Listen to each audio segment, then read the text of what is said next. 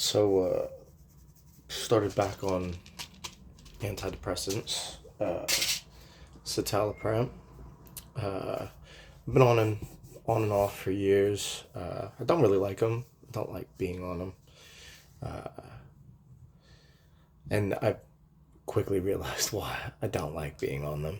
Uh, the biggest side effect right now is I'm very lethargic, and it's only been like 2 days. I just feel fucking wiped out, man. Another one is I just feel like void of everything. I was quite emotional. I'm quite an emotional person, and it just kind of like wipes everything out. Like I just don't. I just feel nothing about anything, um, which is weird. And then the other one is basically everything, all the noise in my head, which to me is normal, which probably is probably not normal. Um, but like to me, that noise, that chaos, that whatever is going on in there, is just gone. It's just quiet. Um, so I'm finding it hard to like, yeah, figure out like what I feel or how I feel or whatever.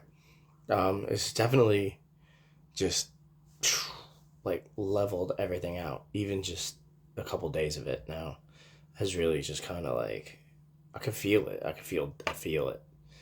Um, so it's weird. This is why I end up on these things for a while and then come off them because I don't like it. I don't like how it makes me feel. It doesn't make me feel like me. It makes me feel strange. Is the only way to really put it.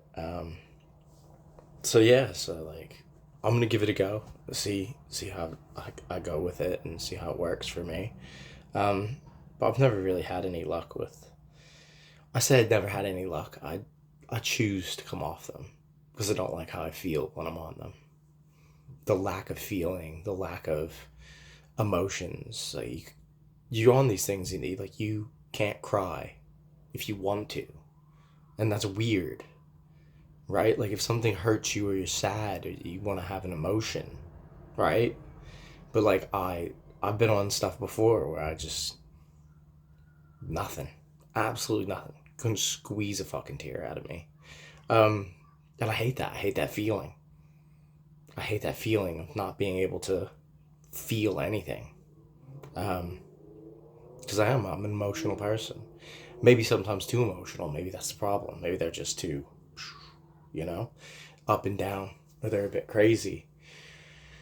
Um, but I do have an appointment coming up, so I can speak to a GP, and I'm gonna ask him about like ADHD because I've had several people tell me that I potentially could, like they're like, oh, you definitely have ADHD. I mean, that people say that all the time or whatever, but like, I don't know. Could I? I'm also gonna ask about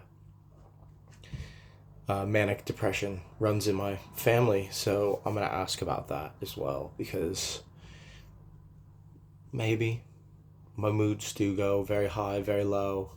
Um, yeah, so it's just things I need to look into for my mental health, um, so I can keep working on it and finding balance and stability. But I'm making these videos so that I can share like my experience because why the fuck not, man?